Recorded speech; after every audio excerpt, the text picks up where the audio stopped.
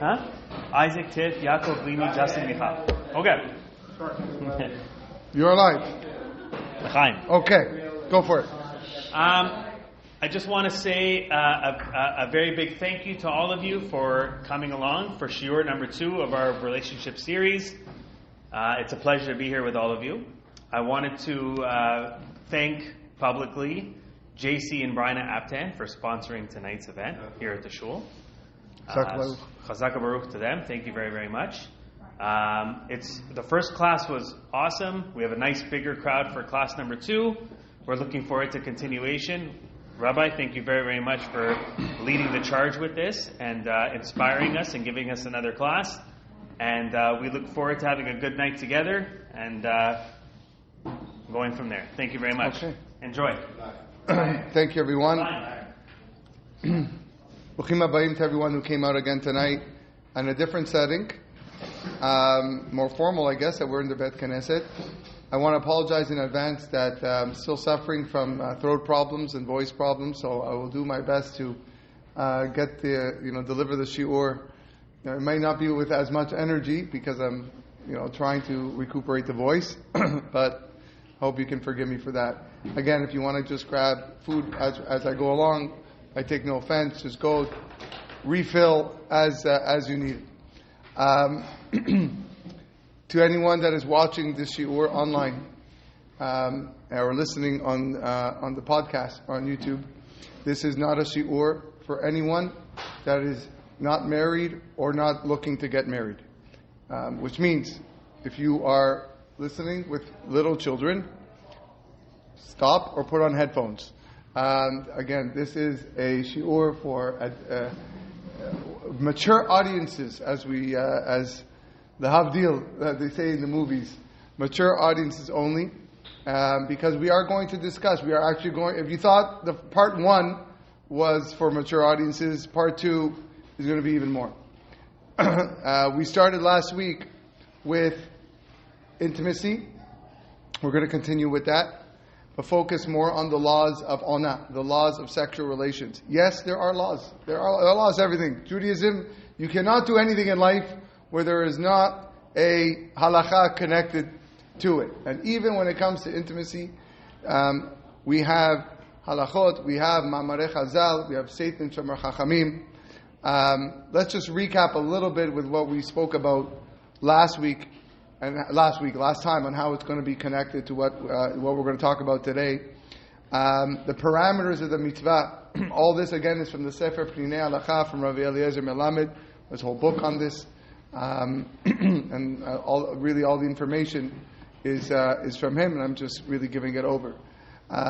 The mitzvah of ona, the mitzvah of sexual relations, whenever I say ona, that's what I'm referring to, is for a man to bring pleasure, to bring joy to his wife as best as he can, to achieve sexual union with his wife. It has to be done with joy. It has to be with simcha. And every man, as we're going to see later on, fulfills this as frequently as his physical stamina allows him to do so. And also his professional demands allow him to do so. A woman also has a mitzvah to couple with her husband and to enjoy his presence. And the more that she enjoys that coupling, the greater the mitzvah. And it has to be joyful. It has to be pleasurable. That's why the mitzvah we spoke about last time is called Simchat Ona. Simcha Lashon, happiness. So joy. Abstaining from sexual relations, from intimacy, is deemed a type of torment, type of tormenting, as the Gemara tells us. We also spoke about in class 1 that the mitzvah of Ona is independent of the mitzvah of procreation, of having children. So one fulfills the mitzvah of Ona even when they cannot lead to pregnancy, such as when the wife is already pregnant, or nursing, or even after menopause. There is the mitzvah of Ona. The central element to the mitzvah of Ona is for the husband to bring complete joy to his wife, to the point where his wife climaxes in orgasm. That is the essence. And short of this can result in frustration. Frustration because the lead up to such feelings it builds up physical, it builds up psychological, bliss. And if you don't reach that climax, if she does not experience that climax and that orgasm, then the tensions, the frustrations could come up, or sometimes even could remain if she had those tensions and frustrations from before that. The wife has a mitzvah to be responsive to her husband, to participate actively in the mitzvah the best as she can, because without her desire and without her efforts for that mutual pleasure, then it's impossible for her to fulfill the mitzvah. But if she is too exhausted or she is too tense and it's going to be difficult for her to achieve the climax and the orgasm, then she could choose to forego it, and then whatever the other pleasures come throughout the union, throughout the bonding, that also is still a mitzvah. But nevertheless, we'll talk about it. They both have to try to make sure that doesn't happen too frequently. The more that a husband gives his wife, the more that there's pleasure in the ona, in the relations, then the better. In fact, again, we spoke about in class number 1, this is the ultimate fulfillment of the mitzvah ve'ahavta l'reacha kamocha, which is love your fellow as yourself, which is in Parashat Kedoshim, which entails a spouse looking out for the good of the other, for the best of their ability. It's not just my friend. We always try to do what I want to do for my friend. Your best friend is your spouse. So I want to look out for their best well-being and vice versa. And the greatest physical and emotional pleasure that a person can experience in this world is shared by a husband and wife. And therefore, if a man deprives his wife of that pleasure, he's being oppressive. Because there's no other man in the world that can provide her that joy, that can provide her that pleasure. Same the other way around. If a woman deprives her husband of that pleasure, then that's being oppressive, because there's no one else in the world that can do that for the man. The mitzvah is also called derech eretz. We're going to expand on this later on today, which means the way of the world. Derech eretz. That literally means the way. We're not talking about derech eretz like kindness and have good midot and manners. That's the different type of derech eretz. But derech eretz, the way of the world, because every person on earth yearns for a pleasurable sexual union. And it is really the greatest pleasure that you could experience in this world. So when the Torah gives us a mitzvah of onah, okay, that it means that reaching that climax, that peak pleasure that people yearn for. And if a husband or wife does not feel that yearning, then they have to try to heal themselves so that it's joyful for both of them. In fact, the Mekubalim tell us that a person who doesn't experience sexual longing is worse than a donkey, because he will never come to love God. What does God have anything to do with this? Because HaKadosh Baruch Hu created human beings biologically to have this nature, this healthy nature that want to progress in their love for something.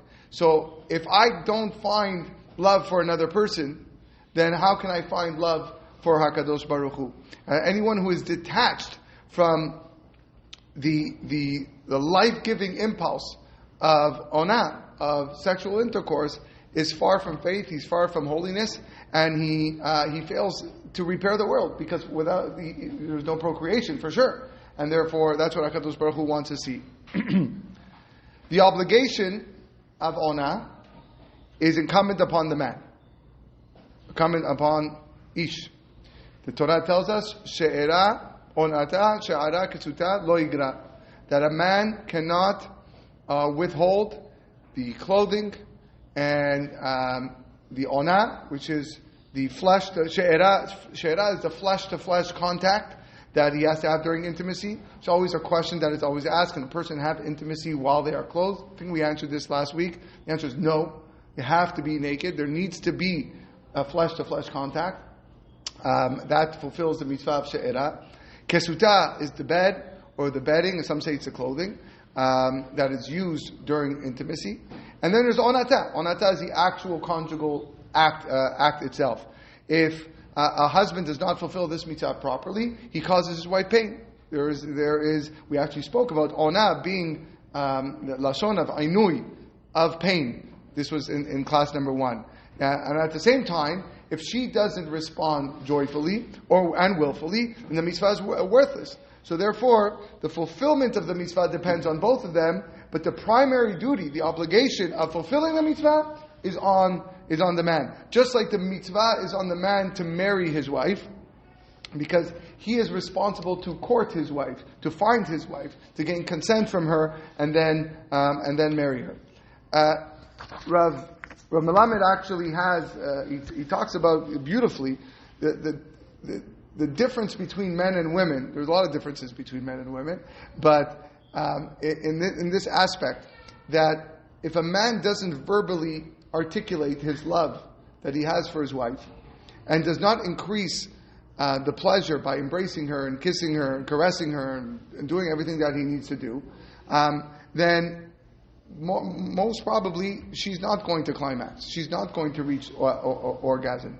And one of the most amazing things how HaKadosh Baruch Hu created women is that their spirit, their mind, and their body are more integrated in them than they are with men. So under normal circumstances, it's only when all of these elements are brought together with love and pleasure that a woman can reach orgasm, and it's required, and man needs to do that. But the nature of man is different. The nature of man divides realms. A man can satisfy his physical lust without any emotional connection, without any spiritual connection. A man can ignore everything that's all around him and focus on one thing, and then totally forget where they are. That's just who we are as males. But it's also what allows the male to court his wife, his future wife, to overcome obstacles and persist until she agrees. That's what men do. Man, if that's who I want to marry, I'm going to do whatever I can to make sure to see if she would become my wife. And that's why it's the man who performs the act of kiddushin, and not the woman who performs the act of kiddushin under the chuppah. On the other hand, once the goal of getting married is achieved, then men can sometimes lose that emotional connection or interest in having a very wholesome relationship with his wife. They were so focused on courting his spouse, he was so focused in getting married, that now that he's married, he doesn't realize all the challenges that were sitting around him all the time. A woman can put it all together. A woman can multitask. Man is only focused on the narrow-minded. Now I got married, now what? She realizes he's got all these things in his life that he's got to deal with. That is why the Torah tells us in Parashat Ki Tetzeh that a new husband is not allowed to serve in the army. He can't. A new husband is not allowed to take business trips during the first year of their marriage. A new husband is not allowed to start this new venture. He's got to spend time with his wife.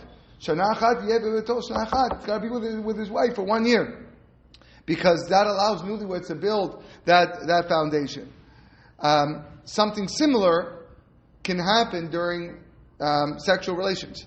A man might be very passionate beforehand, but as soon as he finishes, as soon as he ejaculates, then he loses interest in his wife. It's like, okay, I'm done. Like that's it. And since men were created that they could reach climax in very short time, much shorter than their wives, if without providing any joy to the wife during the intercourse, during the ona, then it's a fail. It's a fail. It doesn't mean that if the man ejaculates before the wife, then it's a fail. But if it's solely for the purpose of fulfilling his pleasure, like we're going to see, then there's no mitzvah at all. So when the Chachamim say that the mitzvah is incumbent upon the man, it's meaning his job is to bring as much joy and pleasure to her, not to himself, to her. And that's why the Chachamim tell us that a husband is not allowed to compel his wife to fulfill the mitzvah. And anyone who does compel his wife to perform the mitzvah will have indecent children, says the Gemara in Masechet Eruvin. So that's why if the man's to fulfill the mitzvah needs to be done through both parties. If the purpose is only to satisfy a man's urge, without him trying to bring pleasure to his wife, there is no mitzvah. Because of the woman's nature, man has to express love for his wife, and that gives a lot more depth and wholesomeness to the act. Sure. Are there any restrictions around how the man... No, we're going to get to that. We're going to get to that. Good question, and we're going to see that soon. At the same time, if the woman does not desire to be intimate with her husband, if the woman is not responsive to his advances and does not experience joy with him, then she actively goes against the mitzvah. She is countermanding the mitzvah, which is a problem. And if that situation persists, that destroys the home. That marriage won't last. The Gemara Masechet Ketubot says, if a woman claims that she finds her husband repulsive, he must divorce her, and she forfeits her ketubah. Because no point. She has to divorce her because it's impossible to maintain a marriage without the joy of sexual relations. But she forfeits her ketubah because she breached the most basic essence of marriage. So now, remember we said this class is the laws of Onam. We're going to get to the question that was asked. So,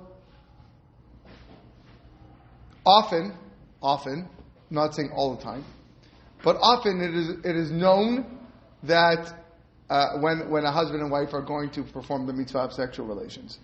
The most obvious scenario would be the night of the mikveh, which we're not going to talk about this time. Maybe we're going to talk about it in part 3, if I'm invited back. Or not blocked by YouTube in some capacity. So, most of the time, kind of have the feeling, or you know what's going to happen. And therefore, a few hours before, or a few minutes before, to each their own, a husband should begin to express the love for his wife. That's eager anticipation of what's going to be.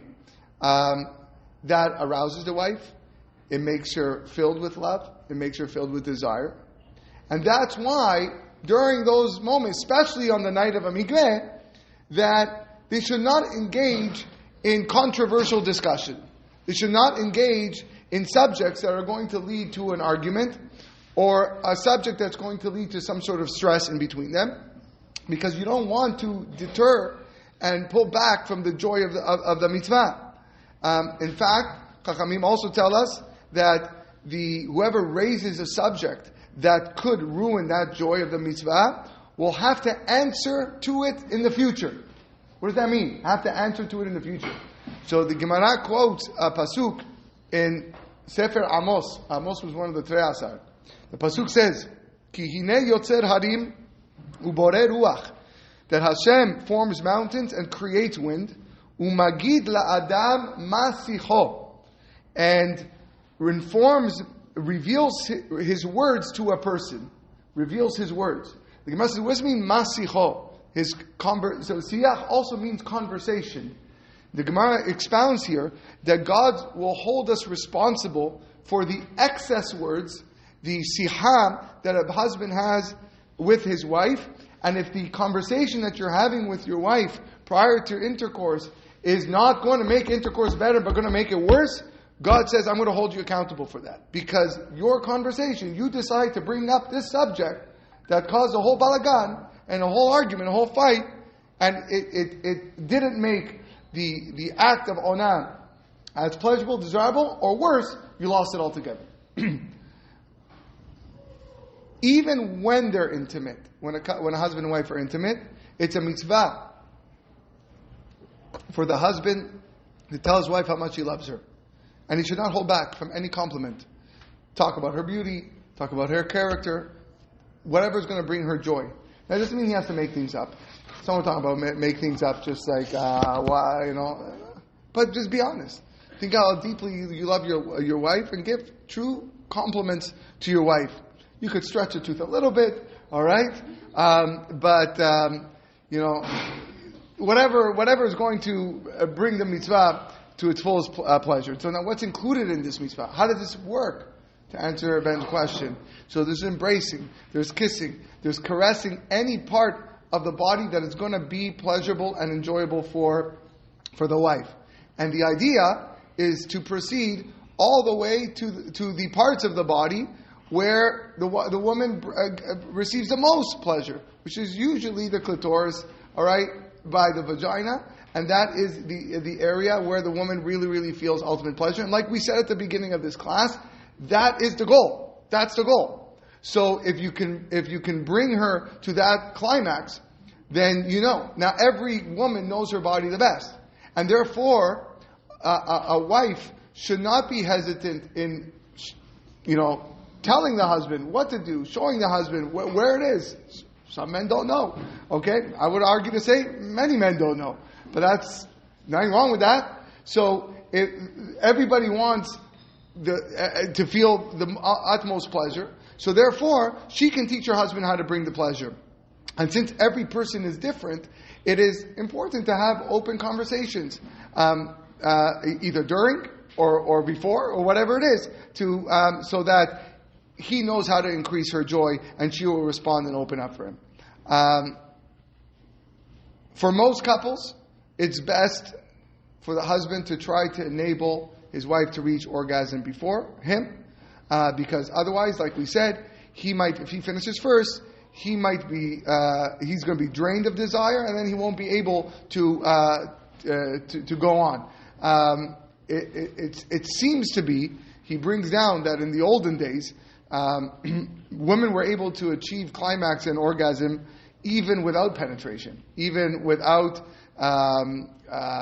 even manual stimulation of the clitoris.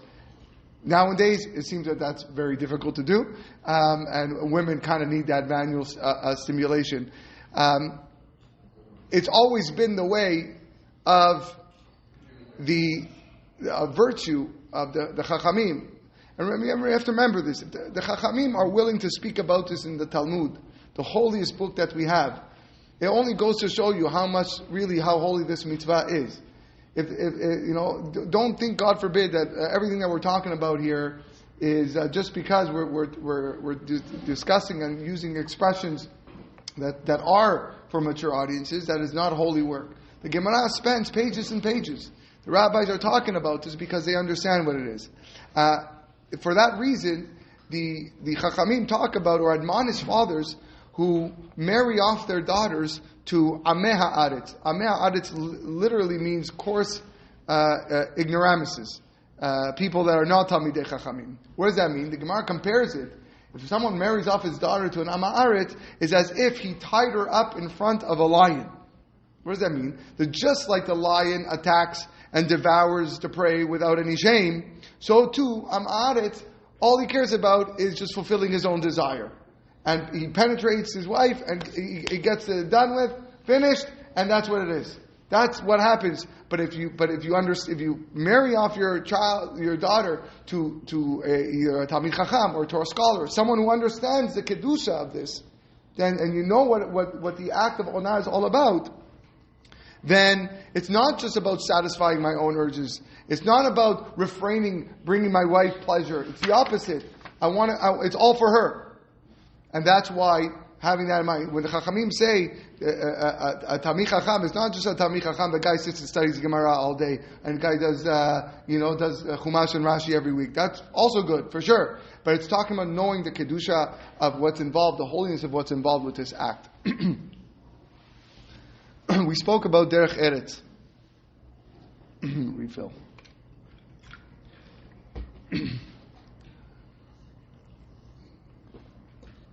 God created man and woman to yearn for each other naturally. And that attraction is a good thing. That sexual attraction is a good thing. Derech Eretz kadma la Torah. Right? The Derech Eretz preceded the Torah. Meaning HaKadosh Baruch Hu already commanded human beings to fulfill their natural desires within the sacred framework of marriage, of matrimony. And if people stifled their natural desires, they wouldn't be able to fulfill this mitzvah properly, nor would they be able to fulfill any mitzvah properly. That's what we're saying here. Derech Eretz kadma la Torah. The mitzvah of a husband and wife coming together, meaning you wouldn't be able to fulfill any other Torah. And that's why the Gemara also tells us that Rabbi Yochanan says, had the Torah not been given, then we would have learned modesty from the cat. Because the cat excretes and defecates in private and covers up the excretion. We will learn honesty from the ant. Because the ant doesn't steal from another ant. We will learn fidelity from the dove, which only has one partner. And we will learn derech eretz from the rooster. The derech eretz, again, is not midot, being a nice guy. All right, we don't know. I have no clue whether or not a rooster is a good mammal or bird, or I have no idea. Okay? Derech eretz means the act of sexual union. Of ona, we would learn from the rooster. Why? Because just like the rooster courts and seduces the hen before mating with her, so too, that's what men have to do. Meaning there are moral principles that we have to grasp through heart, conscious, and if you don't grasp these principles, then you're lacking something basic. The rooster, the Gemara expands on this. And the Gemara says that the rooster is an animal that is known for its enormous mating habits and for expertise in courtship and seduction. No coincidence, says Rav Melamed, that the Hebrew word for rooster is gever, which also means a man. Okay, so the name for rooster, some call it tarnegol, but no, really it's a gever, and it also means a man. And the Chachamim go on to interpret what the rooster does. When he flaps the wings up and down to court the female, he's basically promising the female that he's gonna buy her this beautiful coat that reaches the ground. But after he finishes mating, he bows down or lowers its head, lowers its crest into a humble pose, apologizing that he doesn't have enough money to buy her the coat that he promised. So he is swearing on the life of that crest that it should be cut off because he doesn't have the money to buy her a coat. So what does that mean? It means here that the husband, that's the mashal. Well, it's not mashal, it actually takes place. So now, if the man is compared to the rooster, what does that mean for the man? That the husband should not hold back to praising and complimenting his wife for her beauty and her character and her midot and everything she says and everything she does, and stretch the truth out a bit, even if it's okay. Because the rooster also makes a promise that it knows it can't keep. But he acknowledges the love and the esteem, saying that that's what she truly deserves. And therefore, even after sexual relations, when the act is done, a man should not be like the husband that loses interest in his wife, turn their backs, fall asleep, which is very easy to do, but rather, like the rooster, apologize for I'm limited. Man is limited. He has limitations. It doesn't allow me. I don't have the stamina to really show and express the love and affection that you really deserve. Another aspect of derech eretz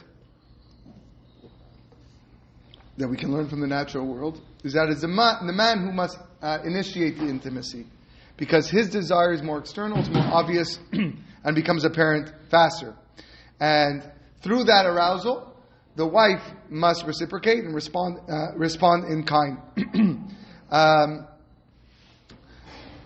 The Gemara Masechet Nedarim talks about how, in the context of derech eretz, that sexual relations are compared to a banquet, like a beautiful dinner that you're making, not just sushi, like a really, really nice, wedding or dinner where you have a nice tablecloth, silverware, dishes, cups, liquor, wine, everything you plan, beverages. You have a beautiful dessert, delicious dessert, appetizers. And so too, just like you would invest in the time in preparing for that banquet, so too you have to invest in preparing for marital relations, which is the mitzvah min Torah. And sometimes banquets differ from one time to the next. You don't have the same menu. If you're going to the same restaurant and you get the same menu all the time, you're going to say, I'm tired, I don't want to go here anymore. Give me something new. Chef, give me something new. I want to try something new. So too, the compliments that a husband pays his wife should be something different all the time. That's what's going to bring her joy and pleasure. Some people are more adventurous when they want to try things on the menu, and others prefer similar. Same thing when it comes to the actual act of sexual relations. Don't be afraid to try different things. What's going to bring my wife and the wife should think what's going to bring my husband to enjoy this act more. Now, it goes without saying, this is something very important. Remember, these are laws of Ona. We're talking about halachot here. All this is halachot. You got to remember this. It goes without saying that derech eretz also includes personal hygiene. Got a few laughs over there? No. Personal hygiene. Removing anything that is unsightly. Removing anything that is going to be off-putting. Getting rid of things that are off-putting is an obligation to do before marital intercourse. And going above and beyond is admirable. That applies both to men and women. And in fact, Rav Chisda, again in the Gemara, Masechet Shabbat, tells us that you should tell his daughters, before they got married, to avoid foods that would give them bad breath or upset stomach. Right? Whatever it is. And he would say, proper hygiene or lack thereof is grounds for divorce. It's grounds for divorce because how are you not enjoying? Let's use the bad breath, for example. Bad breath. You come, you want to caress your wife, you want to kiss your wife, and she has bad breath, or he has bad breath. It's a total turn-off. Total turn-off. I don't want to be next to you, you stink. Alright? Or the man just worked a long day, he smells. He didn't take a shower. He didn't put on deodorant. I don't want to be next to you. This is annoying. Right? It happens. It all happens. So there's nothing wrong with the wife telling the husband, or vice versa, you know what? Go brush your teeth, come back to bed. Right? Because you want it to be pleasurable. And if not, if a person, is kept unkempt and looks or feels or smells in a way that this is not going to be a pleasurable experience, then that defeats the purpose. So the husband and the wife have to be attentive and sensitive to what might bother the other person. And certainly when it comes to things that are generally viewed as disgusting. We said before that even though the mitzvah is incumbent upon the man, women are equal partners in the mitzvah. Because again, without her responsiveness, then the mitzvah is empty. It's a woman has that same obligation to express her feelings to her husband. The mitzvah, ve'afta l'reacha kamocha, it works both ways. It's klal gadol b'Torah. So a woman too has to bring her husband joy through whatever she knows will give him pleasure, and the more she does, the bigger mitzvah. The stronger the couple's love and desire that they have for each other, the more complete the union is going to be, and the more wonderful the children will be.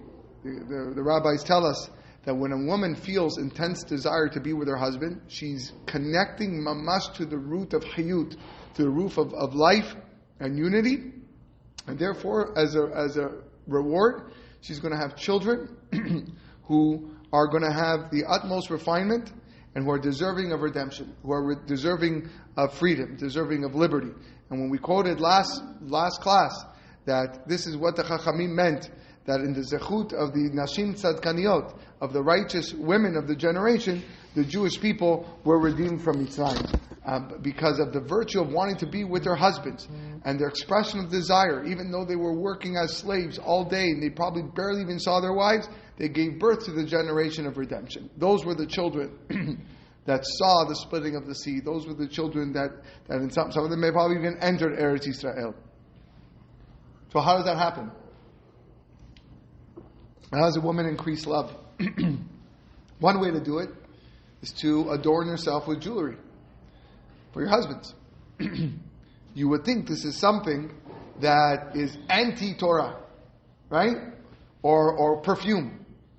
It's a physical thing, right? You always hear, stay away from the physical, right? It's physical. Why should I? My husband should love me the way I am, even without jewelry, even without smelling nice. No, that's not the way it is. Ezra Sofer allowed peddlers to sell perfumes and jewelry. And the townspeople were objecting, and they said, how can you allow this? We spoke about the mirrors in the first class, right? And Moshe didn't want to have a mirror, and Hashem says, what are you talking about? It's because of these mirrors that they were able to have children. Ezra knew this. And everyone said, you're going to sell perfumes? You're going to open up Hudson's Bay, the Bay to sell a perfume and makeup line here, Sephora? What is this?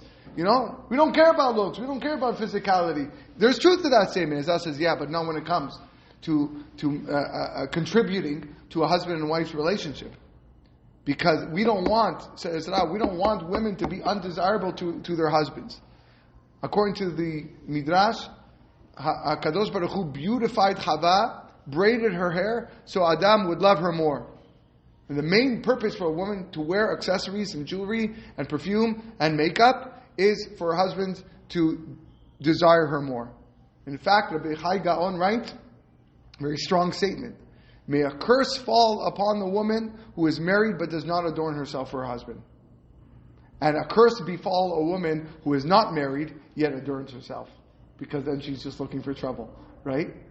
We're not talking about women that are looking to get married. That's a different thing. Don't go on a date looking like a pasta, right? That's fine. That's not fine. You have to adorn yourself. But he's referring to women who are just looking to have a good time and probably commit averot. But certainly, this is a big problem nowadays. I'll go on a little bit of a rant. But women feel, I had a long day. Off comes the clothes. I'm going to put on a pajama. I'm going to put on a t-shirt that doesn't fit me. It's ripped. It's whatever it is. And you know what?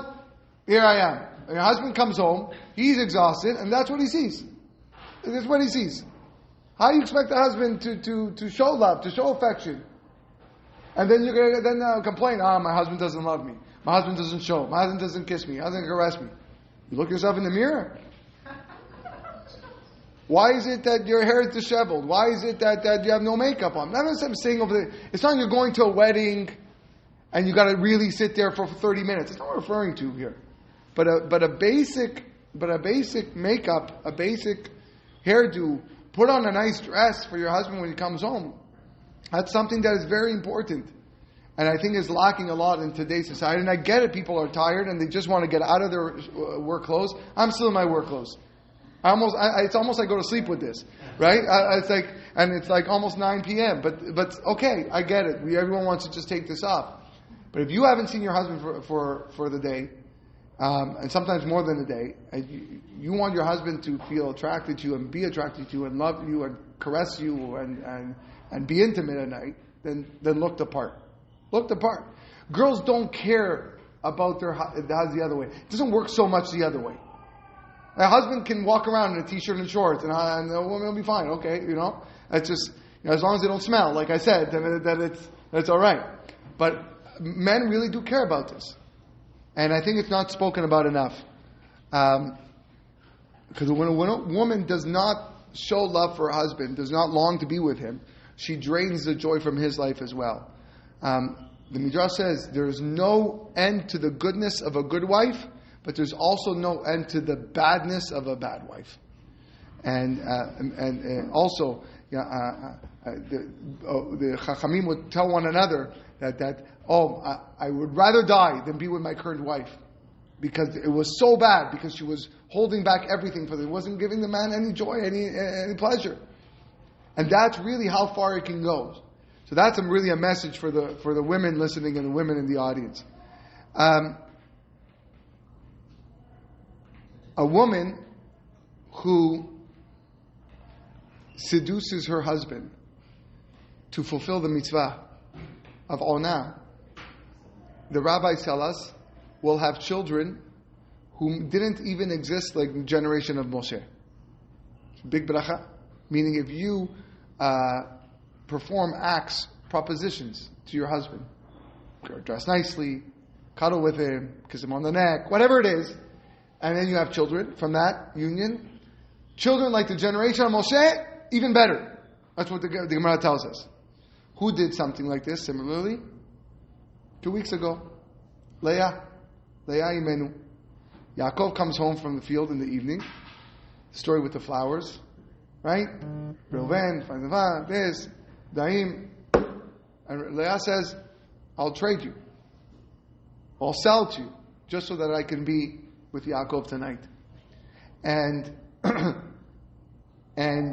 of course, we know the history of Leah is for a different shiur of like what she was feeling as the second wife, the least important, or not the least, but definitely not Rachel. And it's a whole class to discuss her emotions and what she was probably thinking, watching her husband love someone else more. But for whatever reason, she wanted Yaakov that night. And she sold these dudaim to have him. And the Torah tells us that night she conceived. And who was conceived that night? Issachar. Issachar is the tribe of Torah scholars. The descendants of Issachar were leaders. They knew how to interpret signs of the times, the Pasuk says. All their kinsmen followed them. Issachar was Talmud Torah. But the Gemara actually questions what Leah did. Because the Pasuk says that a woman propositions in her heart, but a man propositions verbally. A man has no problem to say what he feels. But a woman, it's to see the bracha has to be done through her heart. So how could she be rewarded with wise descendants if that's what she said? That's what the Gemara asks. And the Gemara says, when it says that a woman shouldn't be verbal, it's verbally expressing, let's go have sexual relations. That is wrong. But non-verbal cues, such as, come, let's go to the bedroom, or come to me now, okay? Non-verbal cues, or I've traded these flowers for you because I want to be with you. That is very much exceptionary, and that is something that women should do. The reason why it's improper to verbalize, why shouldn't a woman verbalize that she wants to perform the mitzvah and be sexually intimate with her husband? It's because, like we said, man's stamina is limited, and he's not always capable of fulfilling the mitzvah, which requires him to stimulate and give hana'ah to his wife. So the mitzvah of onah is really dependent a lot upon the man and his physical stamina. A woman, on the other hand, lefech, a woman can achieve climax and orgasm every night, even multiple times in one night.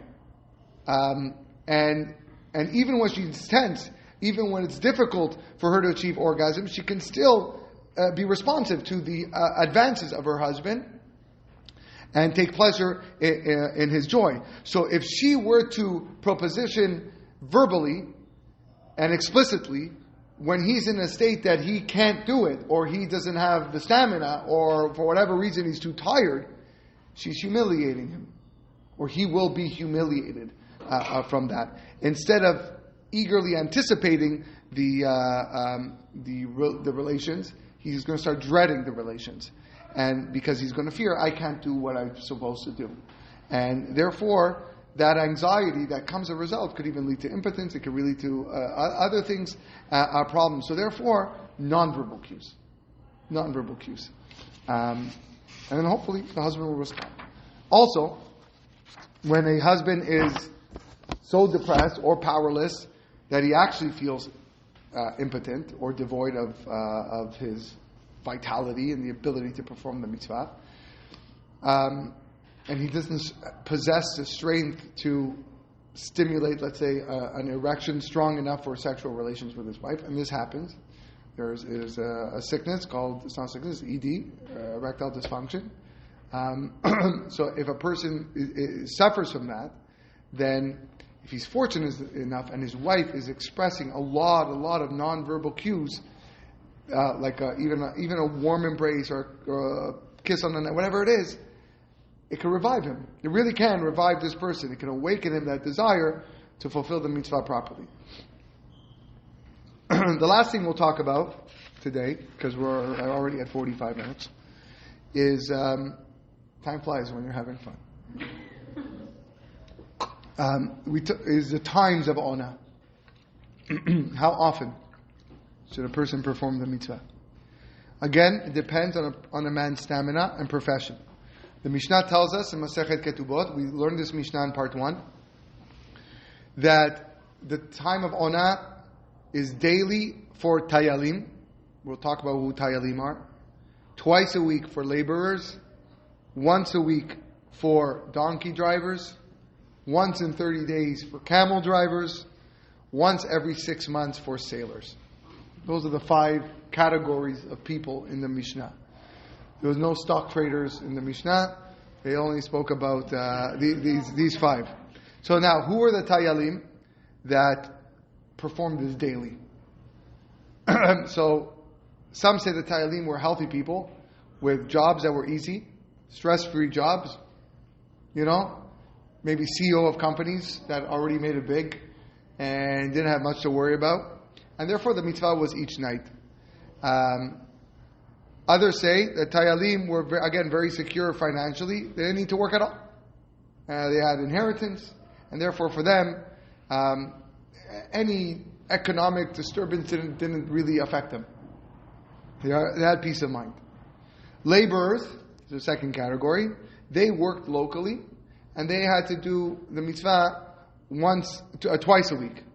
Laborers who did not work locally, even if they returned home every night, they had the mitzvah once a week because traveling is very tiresome. And therefore the rule is, the more you traveled, or the longer you traveled, the further you were away, the less frequent you would have the mitzvah. So donkey drivers who would transport produce from villages to markets were usually away most of the week, and they would their mitzvah was once a week. Camel drivers, camels go long distances. They would take merchandise across cities or across countries even sometimes. It would be once a month. And lastly, sailors who would travel the oceans. They could be at sea for up to half a year. The mitzvah was once every 6 months. What about Talmidei Chachamim, Torah scholars? Shulchan Aruch tells us that the mitzvah, for being that the Torah exhausts a person, Torah is very draining, and therefore the mitzvah for a Torah scholar is at least once per week on Erev Shabbat, on Friday night. That is the time that is given. Some of the great rabbis talk about that, if possible, that they should do twice a week. Torah scholars if they can get it done twice a week, even better. Now, here's a very important halakha. If you were a tayal, remember, was a guy that performed on every night, or at least very often. A married tayal could not become a laborer, which is the once a week guy, without his wife's permission. Even if the new job would improve financial situation. So, you know what I'm saying? Here you have, I'm in category 1, which means I should be having sexual relations with my wife every night. And now I have a new job that's going to make me a laborer or a camel driver, whatever it is. But that's going to mean that I'm not going to have relations with my wife as often. If my wife doesn't give me permission, asur, I'm not allowed to take that job. Because she got married to you because you were a tayal. And this was what she was expecting. Now you're reducing her onam, that she's entitled to without her consent. And therefore a laborer cannot become a donkey driver, and a donkey driver cannot become a camel driver, and a camel driver cannot become a sailor. But if a tayal wants to become a Torah scholar, meaning if a daily performer of the mitzvah wants to become a Torah scholar once or twice a week, that is allowed, because his wife is not allowed to protest that, even though he would be reducing the onam. What about a laborer to a tayal? Like this? That's fine, certainly. You're performing the mitzvah even more. With all that said, it's important to know that these rules were made in a time that is very different from the one that we live in today. On one hand, most men work fewer hours than in the past, doing jobs that are less physically demanding in general. I know some people here work very, very hard with their physical attributes. And in that sense, they are more similar to tayalim, and especially in the business world. A lot of things is done, right? They just a startup business. I just sit back and relax, and I got everybody taking care of what needs to do. And in many respects, we are a lot like tayalim. And even those who commute to work by car, bus, train, were local laborers, even like tayalim, as long as the commute is not terribly exhausting. But at the other hand, life has become way more stressful today. We have a competitive labor market. There's increased interest in news reports, and we have social media, and you're hearing things, and there's wars. And I always tell people, when war was happening on the other side of the country, you didn't know about it. in the olden days. Just didn't know about it. Right? And now we're all caught up in the news of the day, sources of information. So therefore people sleep less. They're more anxious. And it reduces their natural desire to fulfill the mitzvah. So that's why this is not a set-in-stone halacha, but it seems that for most people the obligation to perform the mitzvah of sexual relations is twice a week, and maybe a little bit more frequent for younger people and newlyweds. And but those who have work that is particularly taxing, whether physically or emotionally, should do it once a week.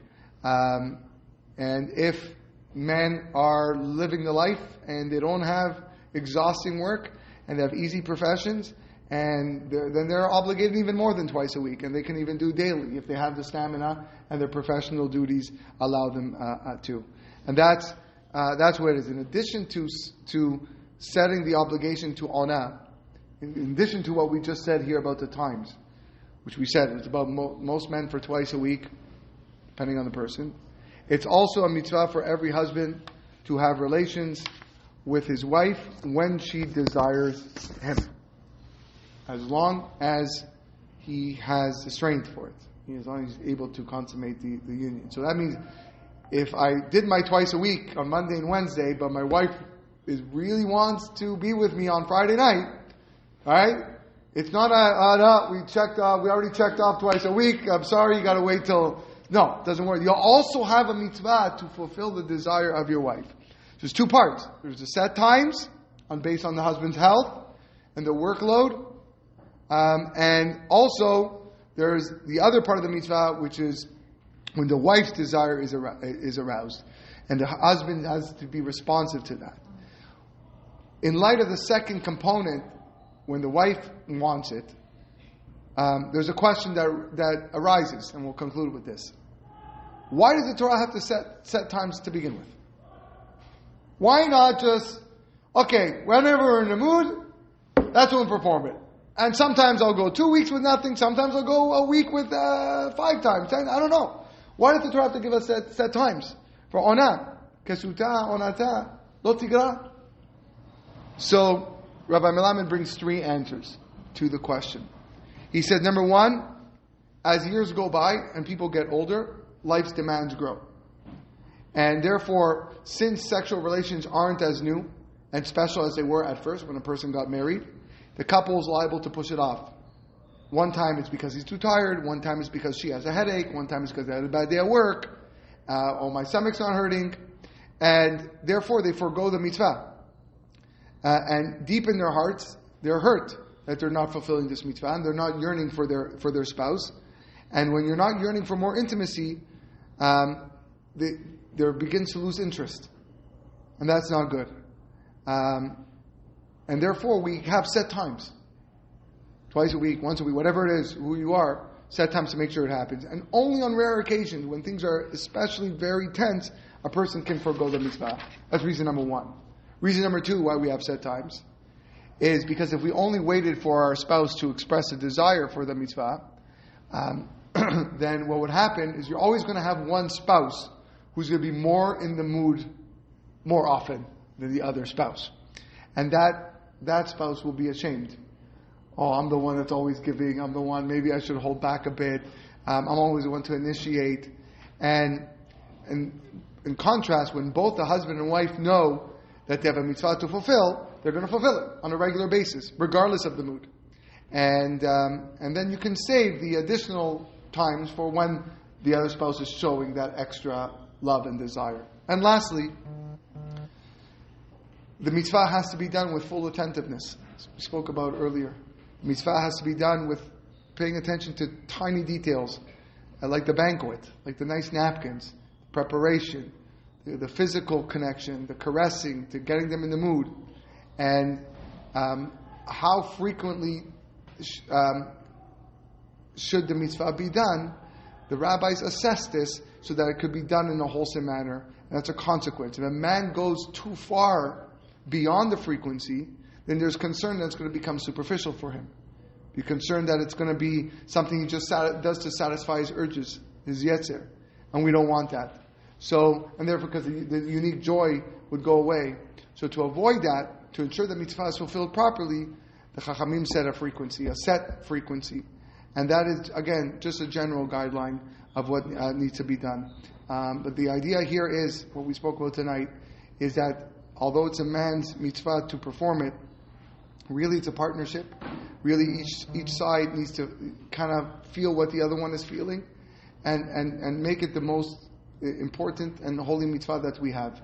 Derech Eretz kadma la Torah. Without this union, then you can't show love for one another. You certainly can't show love for Hashem. If you can't show love for Hashem, then you can't show love for His Torah and for His mitzvot. B'ezrat Hashem, we will continue after the new year, and we'll look at other aspects, continuing on a few more laws. So a few more laws that we need to touch upon. So again, we spoke about the mikveh night and other things that are important, and then maybe we'll expand to some other subjects. Wishing everyone a great night. Thank you, Rabbi.